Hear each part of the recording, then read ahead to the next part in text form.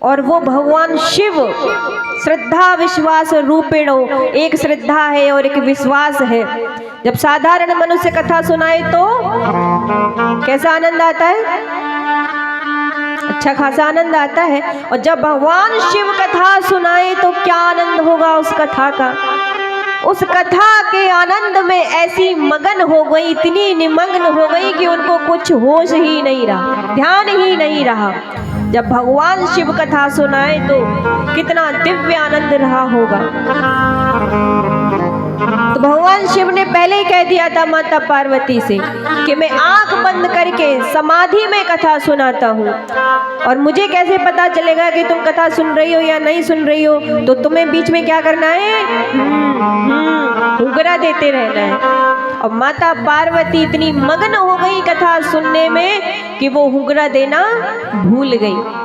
अब चौथे दिन की कथा आई, कृष्ण जन्म हुआ, जोर से जयकारा लगाया, बोले बाल कृष्ण लाल की जय हो। जयकारा लगाया, आवाज तेज हुई भगवान शिव की। माता पार्वती को थोड़ा होश आया, थोड़ा वो भी समाधि से बाहर आई। बोले क्या हुआ? और जब माता पार्वती कथा सुनने में मग्न हो गई थी तो हुंकरा देना क्या हुआ?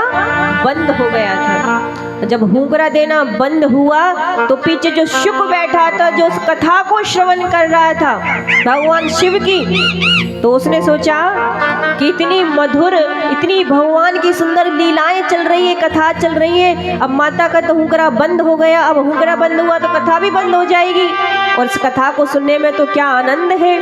तो उसने भी हूँ हूँ करना शुरू कर दिया था। भगवान शिव को लगा कि माता पार्वती ही कर रही है। और जब माता पार्वती को होश आया, भगवान शिव से कहा, हाँ महाराज क्या हुआ? भगवान शिव बोले कि कथा तो समाप्त हो गई, तुम बोल रही हो क्या हुआ? बोले फिर हुगरा कौन दे रहा था? और पीछे मुड़ के देखा तो छोटा सा शुक बैठा हुआ था, तोता बैठा हुआ था, और त्रिशूल लेकर के भगवान शिव उसको मारने दौड़े। आगे आगे शुक है और पीछे पीछे भगवान शिव है त्रिशूल लेकर के। भगवान शिव भी इतने भोले हैं, अच्छा मारने क्यों दौड़े? कथा ही तो सुनी थी, कोई पाप थोड़ी ना किया था। मारने इसलिए दौड़े थे क्योंकि कथा को सामने बैठ करके नहीं, कथा को चोरी से सुना था पीछे बैठ करके। और कथा कभी पीछे बैठकर नहीं सुनी जाती, कथा सन्मुख होकर के सुनी जाती है। और वो तो है ही भोलेनाथ, इतने भोले हैं कि उनको ये समझ नहीं आया कि जो अमर कथा अमर कर देती है तो कथा सुन के तो वो भी अमर हो गया, उसको भी कैसे मारेंगे। और वो शुक उड़ता हुआ पहुंचा है साम्यप्रास में, जहां बाबा वेद व्यास जी की पत्नी थी, और सूक्ष्म रूप लेकर के उनके गर्भ में प्रवेश कर जाता है। भगवान शिव को बाबा वेद व्यास जी समझाते, कहते हैं जब उसने अमर कथा पान ही कर ली तो उसको मार भी नहीं सकते आप। भगवान शिव चले जाते हैं और कहते हैं वो छोटा सा शुक बाबा वेद व्यास जी की पत्नी के गर्भ में 12 वर्ष तक रहे थे। कितने साल? 12 साल तक रहे थे। क्यों रहे थे 12 साल तक? 12 साल तक क्यों रहे थे? कि मुझे भगवान की माया पकड़ ना ले। यदि मैंने जन्म लिया और भगवान की माया ने मुझे पकड़ लिया तो क्या होगा?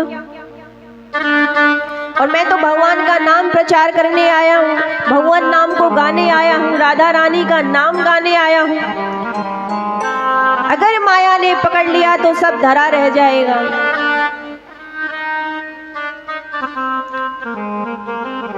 तो क्या करें? बाबा वेद व्यास जी की पत्नी कहती है, महाराज मेरे गर्भ से बड़े बड़े मंत्रोच्चारण की आवाज आती है, वेद मंत्रों की आवाज आती है। वो कहती है कोई नहीं, कोई साधारण व्यक्ति नहीं है, कोई महापुरुष ही है तुम्हारे गर्भ में।